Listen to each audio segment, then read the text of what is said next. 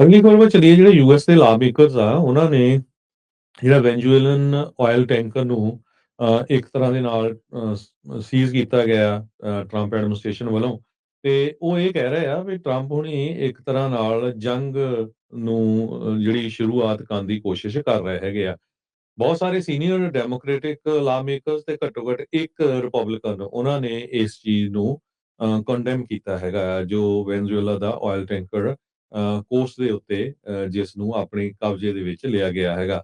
ਸੋ ਪਰ ਅਮਰੀਕਾ ਦੀ ਸਰਕਾਰ ਇਹ ਕਹਿੰਦੀ ਆ ਵੀ ਅਸੀਂ ਟੈਂਕਰ ਨੂੰ ਇਸ ਕਰਕੇ ਕਬਜ਼ੇ 'ਚ ਲਿਆ, ਇਹ ਲਾਰਜੈਸਟ ਐਵਰ ਸੀਜ਼ਰ ਹੈਗਾ। ਟਰੰਪ ਹੁਣੀ ਇਹ ਕਹਿੰਦੇ ਆ ਤੇ ਪਰ ਅਸੀਂ ਕਹਿੰਦੇ ਆਇਲ ਵੀ ਰੱਖ ਲਾਂਗੇ, ਕਿਉਂਕਿ ਜਿਹੜੀ ਸੈਂਕਸ਼ਨਸ ਲਾਈਆਂ ਆ ਇਰਾਨ ਦੇ ਉੱਤੇ, ਤੇ ਇਹ ਇਰਾਨ ਦੇ ਨਾਲ ਤੇ ਵੈਨਜ਼ੂਏਲਾ ਦੇ ਨਾਲ ਰਿਲੇਟਡ ਸੀਗਾ। ਸੋ ਇਸ ਕਰਕੇ ਅਸੀਂ ਇਹਨੂੰ ਕਬਜ਼ੇ 'ਚ ਲਿਆ ਹੈਗਾ।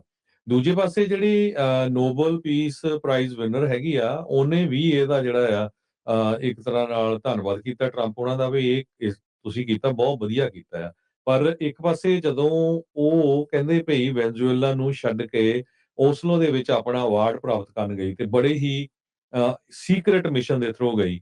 ਅਮਰੀਕਨ ਪ੍ਰਾਈਵੇਟ ਰੈਸਕਿਊ ਟੀਮ ਸੀ ਜਿਹਦੇ ਵਿੱਚ 15 ਤੋਂ 16 ਘੰਟੇ ਉਹਨੂੰ ਉੱਥੋਂ ਜਿਹੜਾ ਹੈ ਵੈਨਜ਼ੂਏਲਾ ਤੋਂ ਸਮੁੰਦਰੀ ਰਸਤੇ ਰਾਹੀਂ ਕੱਢ ਕੇ ਬਾਹਰ ਲਿਜਾਇਆ ਗਿਆ। ਮਰੀਆ ਕੋਰੀਨਾ ਮਸ਼ਾਡੋ ਕਹਿੰਦੇ ਵੀ ਸੇਫਲੀ ਉਹ ਨਾਰਵੇ ਪਹੁੰਚ ਗਈ। ਹਾਲਾਂਕਿ ਉਹ ਅਵਾਰਡ ਉਹਨੇ ਖੁਦ ਨਹੀਂ ਲਿਆ, ਉਹਦੀ ਬੇਟੀ ਜਿਹੜੀ ਸੀ ਉਹ ਉੱਥੇ ਸੀਗੀ। ਪਰ ਜਿਹੜੇ ਰੈਸਕਿਊ ਟੀਮ ਦੇ ਵਿੱਚ ਸੀ ਉਹ ਕਹਿੰਦੇ ਵੀ ਬਹੁਤ ਹੀ ਔਖਾ ਜਿਹੜਾ ਮਿਸ਼ਨ ਸੀਗਾ, ਕਿਉਂਕਿ ਟਾਈਡਸ ਬਹੁਤ ਜ਼ਿਆਦਾ ਹਾਈ ਸੀਗੀਆਂ। ਤੇ ਈਵਨ ਜਿਹੜੀ ਆਪੋਜੀਸ਼ਨ ਲੀਡਰ ਆ ਵੈਨਜ਼ੂਏਲਾ ਦੀ, ਮਰੀਆ ਕੋਰੀਨਾ ਮਸ਼ਾਡੋ, ਜਿਸ ਨੂੰ ਨੋਬਲ ਪੀਸ ਪ੍ਰਾਈਜ਼ ਮਿਲਿਆ ਹੈਗਾ, ਉਹਨੇ ਕਿਹਾ ਵੀ ਮੈਨੂੰ ਵਾਈਟ ਹਾਊਸ ਨੂੰ ਰਿਕੁਐਸਟ ਕਰਨਾ ਪਿਆ, ਭਾਈ ਸਾਡੀ ਵੋਟ ਦੇ ਉੱਤੇ ਨਾ ਕਿਤੇ ਬੰਬਾਰਡਮੈਂਟ ਕਰ ਦਿਓ। ਵੀ ਅਸੀਂ ਜਿਹੜੀ ਇਸ ਵੋਟ ਦੇ ਵਿੱਚ ਕੋਈ ਡਰੱਗ ਨਹੀਂ ਹੈ, ਅਸੀਂ ਆਪ ਬਾਹਰ ਜਿਹੜਾ ਜਾ ਰਹੇ ਹੈਗੇ। ਇੱਕ ਤਰ੍ਹਾਂ ਉਹਨੂੰ ਹਾਊਸ ਅਰੈਸਟ ਵੀ ਵੈਨਜ਼ੂਏਲਾ ਦੀ ਸਰਕਾਰ ਨੇ ਕੀਤਾ ਹੋਇਆ ਹੈਗਾ। ਸੋ ਇਹ ਬੜਾ ਤਕੜਾ ਸੀਕ੍ਰੇਟ ਮਿਸ਼ਨ ਸੀ ਜਿਹਦੇ ਥਰੂ ਉਸ ਨੂੰ ਉੱਥੋਂ ਬਾਹਰ ਕੱਢਿਆ ਗਿਆ ਹੈਗਾ। ਹੁਣ ਵਾਪਸ ਵੀ ਕਹਿੰਦੀ ਜਾਣਾ ਆ ਤੇ 11 ਮਹੀਨਿਆਂ ਬਾਅਦ ਇਹਦੀ ਪਹਿਲੀ ਪਬਲਿਕ ਅਪੀਅਰੈਂਸ ਸੀਗੀ, ਜਿਸ ਨੂੰ ਨੋਬਲ ਪੀਸ ਜਿਹੜਾ ਇਨਾਮ ਆ ਇਹ ਦਿੱਤਾ ਗਿਆ ਹੈਗਾ ਆ। ਤੇ ਹੁਣ ਦੇਖੋ ਕੀ ਹੁੰਦਾ ਆ।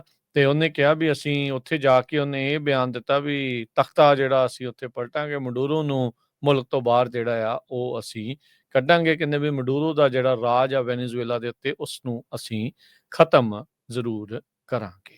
ਸੋ ਇਹ ਜਿਹੜੀ ਸਿਚੁਏਸ਼ਨ ਇਸ ਟਾਈਮ ਉੱਧਰ ਬਣੀ ਹੈਗੀ ਆ।